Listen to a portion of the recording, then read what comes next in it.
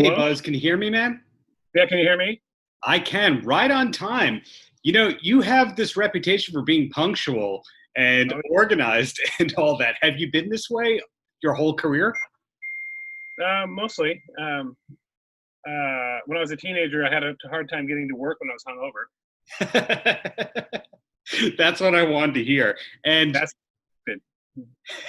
well, Gift of Sacrifice is the new album, and it's coming out in a couple of weeks. When did you actually finish it?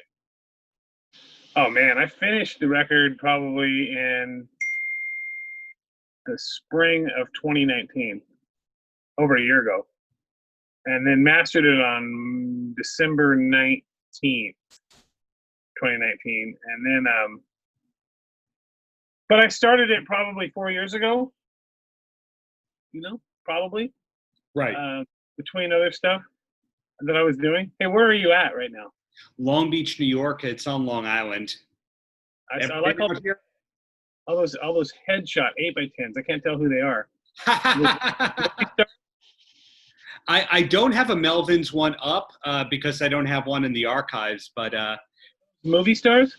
it's a mix of weird pop culture people, metal people, and all that. There's Slayer and Florence Henderson and Two Live Crew. You know, they used to send them out to all the writers like 2004 and earlier. Yeah. Two Live Crew.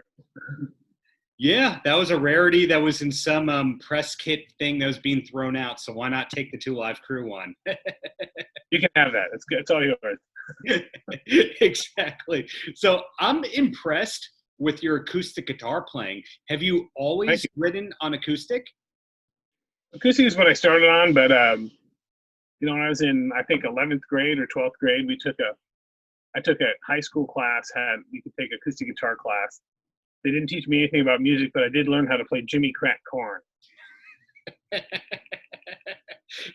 first thing I had was a cheap acoustic guitar that had strings about an inch off the neck, as most cheap guitars are. Right. I struggled with that for probably a year before I got a relatively decent crap acoustic guitar. And then I didn't really get an electric guitar until I was nearly out of high school. Roughly. I would borrow guitars and stuff like that. But, it wasn't really that long from the time I started playing till, I graduated high school in 82. We started playing shows in 83. So I started playing guitar and started playing shows within a few years. It seemed like a long time at the time. But in hindsight, it was really hardly any time at all between starting and writing songs and stuff like that. It didn't seem like that when I was going through it. Well, I do want to ask you more about that element of stuff, but I feel guilty for not asking more about this new record that you got. That's great. Mike, I tend to go off on tangents. In the best of ways. So you sat on the album for a little bit. Was that by choice, or were you just busy doing other stuff and the record took a back seat? Well, part of my being punctual as well is me. I like to have things planned out. I like to know what I'm going to do a long, long, long time in advance. I mean, I overthink just about everything we do. I spend probably 70% of my waking hours figuring out how I'm going to make this kind of thing work in a way that's not going to alienate the existing people that always liked us for what we were doing, and in a way that would make it to where it's very interesting for me. Yeah. I've always felt like I was my own worst critic, and that there was lots of elements about us from the very beginning, including our band name, that people didn't really understand where our sense of humor came from, which was firmly rooted in bands like the Fugs, Yes. Which I think has been missed by people. I don't know why. I mean, I think they just think it's goofy, but like my wife is not the biggest Fugs fan. I'm a huge Fugs fan, and she just thinks she gets sick of the 8th grade style humor of the whole thing. And I never will ever grow out of that kind of humor. Never. People think now they put it down to something like, oh, you guys are like Insane Clown Posse. It's like, I don't know anything about that. But if Insane Clown Posse are as cool as the Fugs, which I can't imagine they would be, then yes, I'm a fan. Well, that's an interesting connection you make there. I don't know if you've ever watched online content related to the Insane Clown Posse where they're kind of out of character from the music they're I know doing. nothing about them. I'll just put it to you this way, kind of like professional wrestlers, which they've dabbled in and around. There's the literal interpretation, and then there's the guys who are doing a method acting-esque kind of thing going on and all that. And I guess that's similar in a way to you where the music might be like, ha-ha, in some ways. In other ways, it's so brilliantly sarcastic that some people don't really get it. In fact, it's always been smarter than people have given it credit for. Well, I'll take your word for that. Yeah. What little bit I've heard, I expected it, from the outset to be like some badass rap music that you would want to, that when you listen to it and you want to commit a drive-by listening to it, But instead, what I heard was shit that sounded like fucking Vanilla Ice, which I was just like, it's not for me. I have a very low tolerance for rap music anyway. Yeah. And kind of peaked with me with, Raising Hell maybe by Run DMC, or maybe a little bit of Public Enemy, and then NWA, Straight Outta Compton. I mean, that to me, that's if it's not as good as those things, I really don't have any interest in it. And Two Live Crew?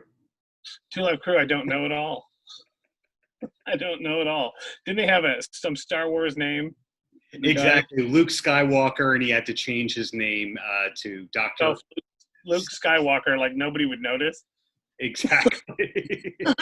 Exactly. Well, that guy managed to win all of his lawsuits over the years, so more power to him. He's on the Gene Simmons side of suing people and winning. Well, Gene's always been nice to me, so. Some of the best interview experiences I've ever had were with Gene, so tons of credit to that guy. And bring it back to 1983 and all that. Mm-hmm. So if you read your history books, you know that the Melvins inspired some of the biggest bands in rock history, and you don't have to admit that. I know that. Everybody knows that. But yeah, I don't have a problem with that. Okay. Glad that you could take a compliment. But it hasn't always been that kind of way where the Melvins are this just great cottage industry where you make a living, people like you for who you are. I'm curious when you kind of realized that it was going to be a good cottage niche industry, even if no songs were getting played on the radio, that you were going to make a living just doing an album every year or two and touring, and things were going to be fine. We quit working in 1988. So it was well before the massive grunge explosion, and well before we got signed with a major label, well before Nirvana got big. We were doing well enough to not have to work. That doesn't mean that we had a lot of money, but what it was is we got our first royalty check from the record label Boner that we were on at the time in the Bay Area, San Francisco. And Dale and I were working at crappy pizza jobs, like delivering pizza and making pizza at this place. And we'd always worked crap jobs up until that point and never had a good job. Neither one of us went to school. I went to high school. It was a waste of time. And college to me was just a more extension of high school, which I had no interest in whatsoever. Sure. And I viewed people that went to college as suckers, complete suckers. And I just thought that they're going to go there and they get some degree with the word studies at the end of it, and they're never going to get a job. It just seems dumb, So I've been paying Social Security tax since I was 16 years old, far longer than most of these people who delay their adolescence until they're almost 30, Right. Or delay their adulthood until they're almost 30. And I never went to college. In a lot of ways, I feel like I've been spared the dubious effects of that, thankfully. And the weird thing about that, if I can, for one more thing, is the guys that I know that have done the best financially, who didn't inherit money, who didn't walk into some surprise thing, not one of them went to college. Except Gene Simmons. Did he go to college? He did. I mean, he was a New York City school teacher, so I have to assume he had certification. I mean, my close friends that aren't musicians, right. Like just normal guys who just run businesses, because I forgot to put that caveat in there, which is non-musician people. Not one of them went to college. Not one. Yeah. And it's a weird thing. So we were working crap jobs. I always figured that, eventually something would happen. I wasn't worried about, I always knew I could just get a job. I never understand people who are broke. It's like, why don't you just go get a job? It doesn't matter what job it is. Just get a fucking job. I don't care where it is. And I know, for one thing I know for sure, a manager at somewhere like Starbucks makes like $50,000 a year. Yeah. It's like, I know guys that are school teachers that aren't making $50,000 a year, Right. It's like, are you joking? What are you talking about? It's like, but anyway, so we were working these crap jobs. We got this royalty check from Boner, and it was enough for us to pay our expenses. We didn't have many expenses. We had very low overhead, which is one of the things about a small organization like that. The one advantage they have over a big organization is low overhead. It didn't take much for us to survive. And so we said, let's just jump off this cliff financially and see what happens. Let's do this and work on it until we have to get jobs again and just see. Let's try not working. And we have no one underwriting what we're doing. We have nobody, no family at home to support us in any possible way. No, nothing like that. And let's just see what happens. And so that's what we did. And until we made that plunge, I don't think we would have been able to make that work. If we'd have just kept working, we'd have just been stuck in that quagmire for who knows how long, but we quit working in 88 and I haven't had a job since. So I have not had a regular job. But having said that, what people don't understand about that sort of thing is that we're forced into the situation where people think that a work week is 40 hours and you have weekends off. It's like, no, if you want Right. to walk hideous mediocrity, that's exactly what you should do. If that's what you want, is to have a weekend, whatever that is, and to have vacations and and do all those sorts of. If that's what you want, and you think someone should pay you well above and beyond your skill level just so you can do all these things, I think you're completely out of your mind. Because I've worked a hell of a lot more than that to do what I'm doing, and I don't mind doing that. That seems fine to me. It never occurred to me that I was being taken advantage of at all along those lines. I didn't know that I wanted to work more than 40 hours a week until you told me that I couldn't. Well, Never understood that. I've always thought that whole idea was put together by people who want you to fail. They want you to fail. They want you to be a wage slave and not be able to figure out anything for yourselves and just be under this. If they have you under that whip, there's not much else you can do. Get out from under it. You never hear politicians say the key to success is to get out of debt. That's the key to your success, is getting out of debt and saving money. You will never hear any of them say that. That's not what they want. So I've always viewed it that way. I've always thought that was the key to whatever I was going to do. And I've always operated like with that aspect in mind, and also very realistically, like it was not going to work and that I was going to be out of business in 6 months. So how do you operate? What do? You sandbag the whole way in case there's an emergency flood. You take care of yourself. You do all those things. You take Right. care of your surroundings. You don't worry about someone else doing all that stuff for you. It's just live individually and embrace that. If I'd have tried to join, like I'm going to join in with some musical thing, I would be sitting here with nothing. I'm not part of anything. I'm not part of any gang or organization. I am who I am, and I will fail or succeed on my own terms, on the way that I want that to happen. I don't blame anyone for my failings, and I don't expect anything from anyone. Well, you're talking to somebody who works full time and then still does the 10 to 15 articles a week in the Right. podcasts. So That's the thing. you have get to it. grind and do your side hustles. I'm curious if being this well thought out and on your own terms has almost led you to being a motivational speaker or a keynote speaker.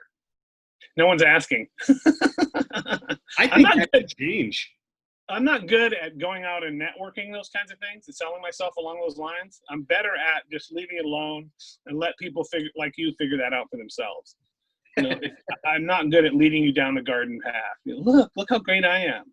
If you can't figure that out, I really can't help you. I can't, it's not something, because look, no matter what I do, no matter what I say, no matter if I have charts and diagrams in front of me, there will always be someone who disagrees with me and tells me why it won't work. This is someone who probably doesn't know anything about me at all and maybe met me 15 minutes ago. And they have the audacity to think that I've never thought of any of this stuff. Never occurred to me. In the 56 years that I've been alive, and the well over 30 years that I've been on my own, making my own way a living through music, that none of this stuff has ever occurred to me. I've never thought about it at all. It's amazing. It's unbelievable. It's unbelievable. But when you think about guys like me and Dale, we really are rags to, sort of riches stories. We call ourselves thousandaires. We're thousandaires.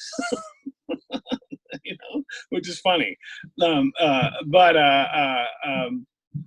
I think it's possible to do that, and I think it's totally honorable to make that work. I am not afraid of free market capitalism as far as that's concerned. That doesn't bother me. I think it's the key. There's no other system has been developed to raise people out of poverty better than that. I'm a perfect example of that.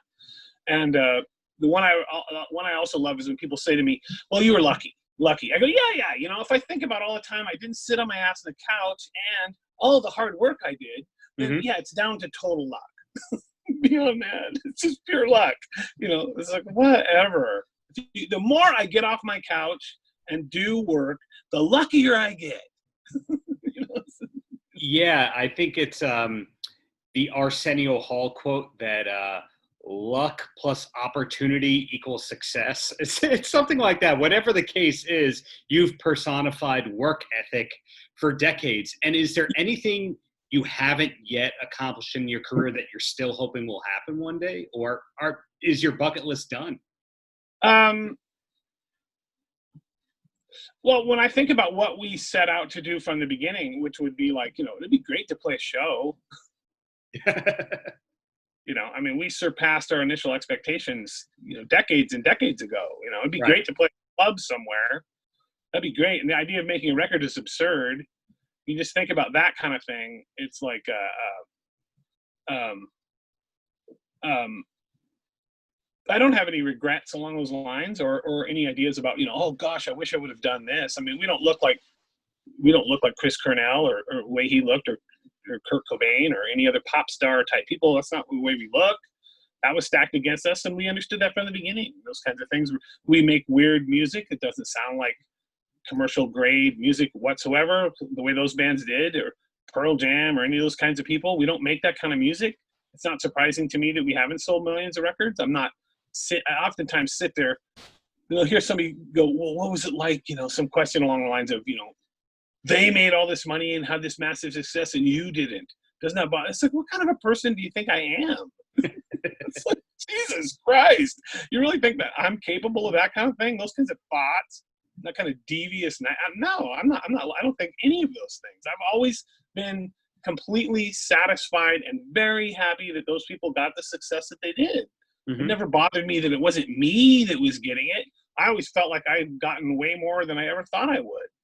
I have to be very thankful for what I get and not for what I think I should get.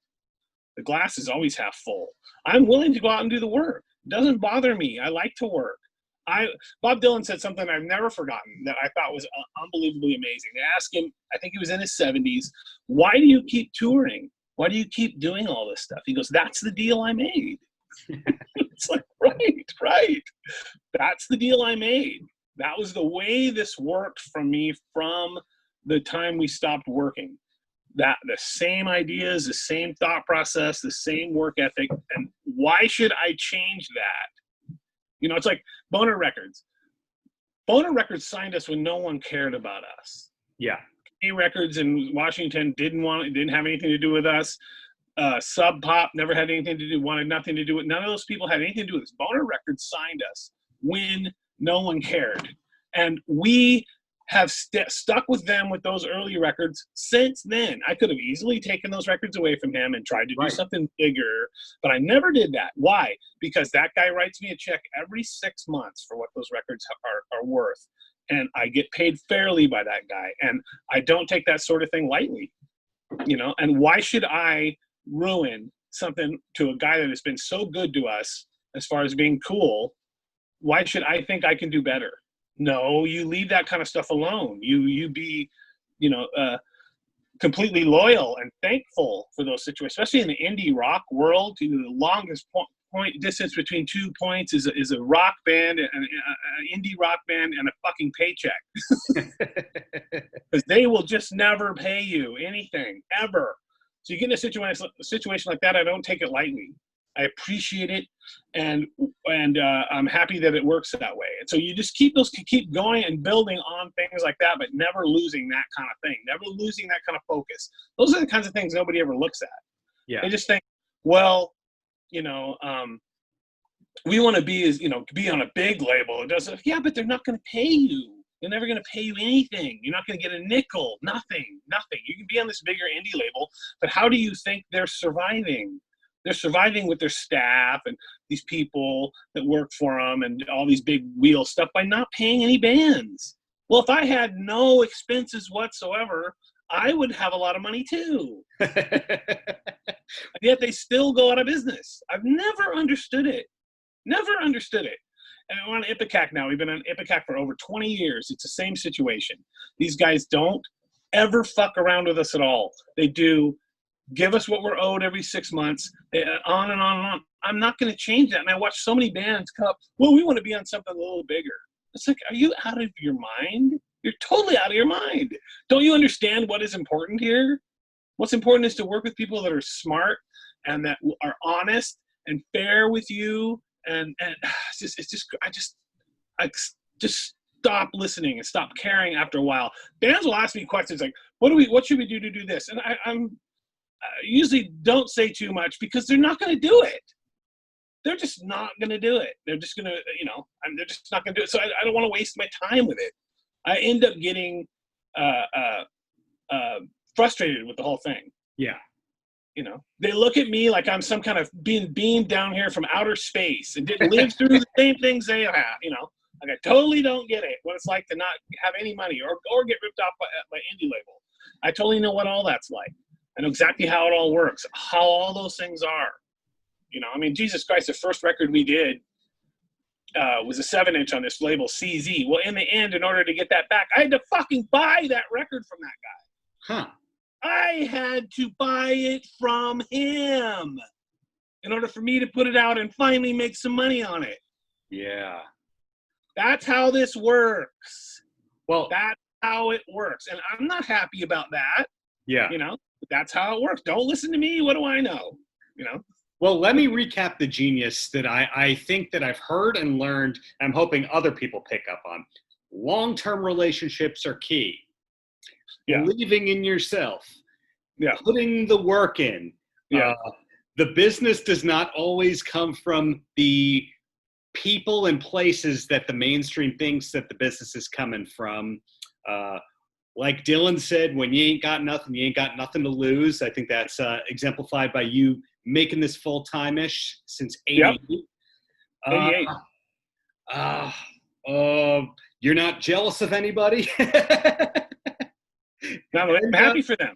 I'm happy for them. I only wish the best for those kinds of people. Like the Nirvana guys and the Soundgarden guys, I've only ever wanted the best things to happen to them. I was very, very excited that something that was made an impact on a global level could somehow be attributed to me in any way.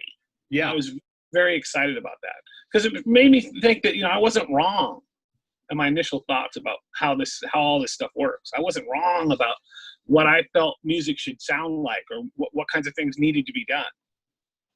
They saw that and understood it too. And the fans that don't understand why a band like those bands could be into a band like us have no intimate understanding of those people at all. Clearly, not at all. They don't understand why they would be interested in a band like us. And it's like, that's right. You don't understand. It's not for everybody, but those who love it, love it. And can I ask you two quick questions? I'd be happy to sell millions of records. I'm just not going to worry about it if I don't. Can I ask you two quick questions and then you're free for me? No problem. Okay. What is it that's above you? That is the most interesting ceiling I've ever seen in a Zoom call. Oh, this is, it's in At our house, we have this work. Me and my wife does letterpress printing at our house, and so we do a lot of our own record covers and stuff like that. And this is the room that we work in. I just tried to make it a little more interesting. That took me over a year to do. You know. And are those actual plants growing? Toys. Wow. Yeah. I'll zoom in a little closer. You can kind of see. Wow. Okay. At first it looked like peppers that were hanging, and now I get that they're toys. There's no shortage of interesting things that I'm learning about you today. Oh my gosh, we live in our whole house is like an art project, the whole thing. I can relate, and my wife has begrudgingly put up a lot of Kiss and Van Halen stuff on the wall, but what can you do? We mix in with lots of that kind of thing, and art of all kinds, and that's pretty much my whole life. I think about it all the time, and I play golf. Well, really? I am. That's my all-time passion. I've always loved sports. I just hated the people that played sports. You know. Then we are eventually going to do a part 2 when I interview you about golf, because golf resorts fly me to go there as a travel writer, and I don't golf. So I'm trying to learn why it is that I should golf. And when you talk to musicians who golf, like yourself and Johnny Gill and all that, you understand kind of why it's so great. Yeah, musicians are people of the great indoors, and this gets you outdoors. Sure. So the closer is, any last words for the kids? You know, I'm happy that you guys like anything I'm doing. I got a new solo record coming out with Trevor Dunn. I'm very excited about. We were supposed to be on tour right now. All that was canceled, and I don't know when we're going to be able to do it again. But what it's done is forced us into a position that we think me and him should do another record together and do a tour at some point in the future. I hope that happens, and I'm looking forward to eventually seeing you live in New York. Thank you so much for your time. It's an honor and a pleasure, man. Thanks so much. Thanks. Take care. Paltrocast.